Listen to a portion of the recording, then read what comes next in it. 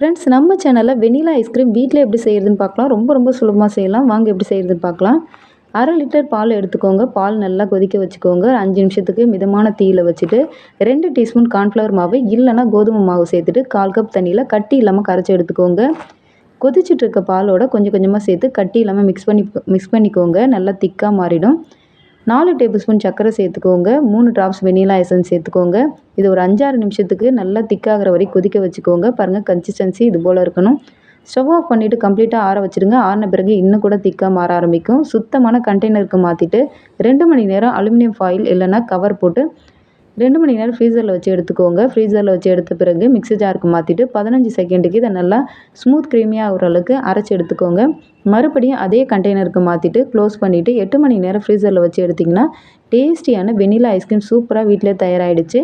கண்டிப்பாக வீடியோ யூஸ்ஃபுல்லாக இருந்தால் லைக் பண்ணுங்கள். Bye friends.